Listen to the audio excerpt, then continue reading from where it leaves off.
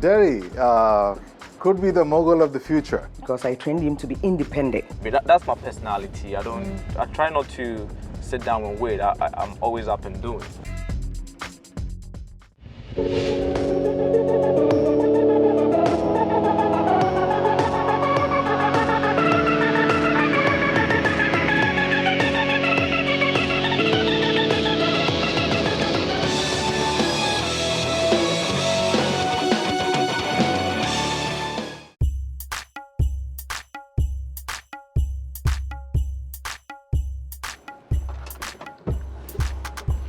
Thank you. Derry is one of Ghana's most promising entrepreneurs.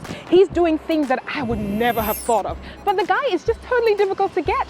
But today I'm spending a few hours to him to find out exactly what makes him a mogul in the making. Come on, let's go. So welcome to Dreamover Limited. This is my company. This is an award I won in 2011 called the Youth Excellence Awards. I was awarded a Young Entrepreneur of the Year 2011 in Ghana. And it's something that I'm very proud of. For us, there's, let me say, a reward for some of the hard work that we put in. In this company, I refer to myself as the chief doer. I'm not a CEO. I call myself the chief doer because I always say that I'm a verb. My life is about doing. My life is about solving complex problems. My life is about inspiring people, making sure that we are able to drive, be able to transform. So what we do is that we have a framework that we built that is supposed to enable online payment for customers, that is supposed to enable mobile payment for consumers, and also for the banks, we have a framework that is supposed to enable them provide value-added services to their customers. So what it does is that it enables the financial institutions have a 360 view of every activity in the bank that has something to do with the customer. And what it also does is that it enables the banks integrate multiple services to their banking platform, which makes the bank managers able to manage their banks properly. They have the best eye view, and they can do proper billing, which means that they are able to now cut, cut a lot of cost. They're able to ensure good performance of their banks, and they run more efficiently. The business is really about innovation. For example, if you come to the company, you have the walls all inscribed with different things. We have drawings, illustrations. So this is how I explain things to the team. If I want to talk about something, if there's an idea that we are sharing, this is how we brainstorm. The team members, we pick a marker, we start writing on our wall. So is that quest to bring more clarity? Is that quest to let people be clear on exactly what we want to do? It's to also give people that freedom to express themselves and to be able to show what they want to do. Hello. How are you doing, Derry? I'm doing great, Anita. It was so difficult getting you. You are such a busy person. Huh? Spend some of that time with us. We do. What's going on here? We're having a training. Okay. We're having a change management training. Okay. The company is making a transition, and we need to give the team the right orientation. We are about 16-member team. 16? Yeah, 16-member team. So this is everybody on your team? Yes, Then everybody how on our does a team. young boy like you rally up 16 people to work for him? I think it's about the vision. It's Yeah. about what you want to achieve, and is this something that they also believe in? If they Yes. believe in it, then they are willing to contribute to go it. ahead. So everybody here is contributing to the dream. I see. So these people are going to be trained on what exactly? So this is not a technical training. This is something that we're doing to give the team the bridge to cross to the next, let's say, the promised land. Right now, we're growing as a business. We're doing, for example, our banking platform is doing over 3 million bank accounts. 3 million bank accounts? Yes. 3 million or 300? 3 million 3 million. bank accounts. That's a lot. Yeah, and we're growing as a business, but the challenge is that the team has to be prepared to be able to manage the business very well. Yeah. We deal with a lot of big companies. We need to be set on the right direction, the right mindset to be able to do the things that we are doing. So we put together a training program to train the team on leadership, on financial management, on change, so that whilst we are making that transition, people will not be taken by surprise. I mean, you're a mogul in the making, and I know you've been working so hard We're trying very over hard. the last few years. We're trying very hard. You're trying hard, and I think it's paying off. And you're going to tell me what the secret is, I'll do because you know that. I'm trying to be a mogul myself. Hi guys. Hello, everybody. How are you? As I told you, we are doing a change management training program. The key reason is to orient the team because the company is going to the point where we are taking flight. We've consolidated. Let me say we are taxiing. I don't know whether that's the right term. And we are about taking flight. So we need to put everybody's mind on the same path. We need to equip the team with the right ingredient, the right knowledge to enable us, be able to handle the task that is ahead. We spoke about vision, and one of the key things that we need to do as a company is to go through our vision and constantly refine them, constantly make sure that measure them. One of the things I've been saying all the time is you can't manage anything that you can't measure. So if we have a vision and then we are not going back and looking at it, then I don't believe that we are properly doing tracking the vision. How does someone like you get into a partnership or into a working relationship with Derry? It actually started way back in school. I first met Derry in Ashesi University. Definitely an interesting character. Why are you looking away? You think he'll hear you? 3 words. He has the human factor. So, ambitious, analytical, and compassionate. Yep. I like that. What makes your working relationship work?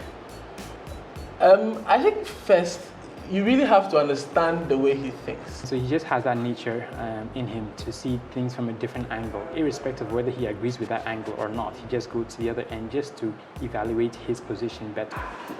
Check this out. A revolution is coming. Are you ready? You still haven't told me exactly what you do, so I want you to come with me into my car where it's just the two of us. That's fine. And then you'll explain what you do. That is fine. I'd like to know where you get your money from, so Oh, that I can do the same thing.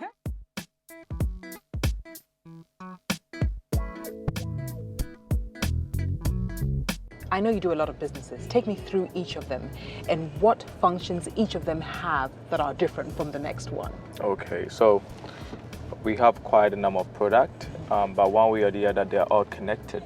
Such as? What we call My Text Buddy. Okay. It enabled companies inform their customers about new things. Then that led into us breaking into the banking sector because now the banks wanted to do transactions notification. They wanted to enable people. So we offered the banks the opportunity to be able to notify customers about transactions that occurred on their bank account and then send special announcement, marketing, communication to their customers.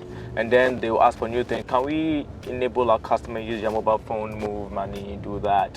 And then that led to the mobile banking offering that, okay, let's do mobile banking as well. So as you go on and on, new things come on board. And then, but the core reason why we started the business was to solve the payment problem. Back in 2005, we had nurtured the idea of providing a platform that enables people to do online payment and they use their mobile phone also to do payment. So we worked on at different levels. One of us called Claude took it on as his final year project and he worked on. Whilst at school, I called myself a student entrepreneur. We started the first company in Ashesi University called Outside the Box Business Consortium, OBC. And one of our first projects was to work with Shirley Frimpong to project Miss Ghana over the internet and enable the outside world to contribute to the whole crowning of Miss Ghana, where they were voting online. And these were things that were done before the whole internet thing was taking shape in our part of the world. And then I was also more into technology bit because I thought that yes, Ghana had a lot of potential, but they were all dispersed. Why wouldn't I put together all the software guys? So we formed a community where we can help each other. So formed a group called SISD, registered it, did a couple of programs for the group. And through that, I built my network. I got to meet industry players and forged some relationship with them. So one way or the other, these guys also served as as mentors. And then whilst in the whole process in the class, you have a class that was very dynamic, computer science class. And then Government of Ghana had this incubation program. They contacted some part of the class and said, I know what, we want to enroll you guys into the incubation program. I didn't join that program. Why didn't you? Because seeing afar, I felt that the group that was going to work on it were too closely related as friends. So along the way, Clark comes whilst I was still working and says, Derry, this thing is not working. Government is not bringing the amount of money that we require. Things are not working. So I need you to come to work. Please come and let's work together. Yeah. And I'd already been doing my own business, and even while I was working, so I said, that's fine. I mean, let's have a meeting. So Clark puts people together, and then we have a meeting. And then at the meeting, I figured out something that, what we are doing, let's look at the time. Has that time come? Nothing can beat an idea whose time has come, but the idea that we have, has the time come?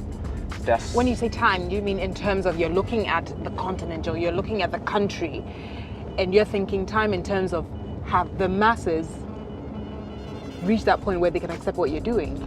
Yeah, just that, and that also, is there the necessary support and infrastructure to let us move forward? Can we do it without any help? The answer was no, we needed help. So I said, you know what, we've done a lot of class projects. Why don't we look at some of the problems we're trying to solve and then put those solutions in the market? Wanted to solve the payment problem. Somebody went on to work on the traffic light anyways. Wanted to solve an investment problem. So let us put those things together in one dream and collectively achieve them. That's why we have the name Dream Oval. I see. So it's Dream Oval. It sounds like an incubator. Yes. A place where people come to realize their dreams, where we all have different dreams, different perspectives, but we have one angle or different angles that we look at them, but we have a goal. And we want to achieve those different dreams, but to meet one collective goal. I talk to lawyers who are charging me like $1,000 a day for just a day's work, soccer, and it keeps me going, it keeps me fit, it's nice to watch, the teamwork, having to do formations, 4-3-3, 4-2-1, 4-4-2, all these things, keep me, and it keeps you alert. It's exciting on one side, but there's a huge sense of responsibility. Talk to them, and to be frank with them that, I can pay, but when I see value, I'll break my back to get it.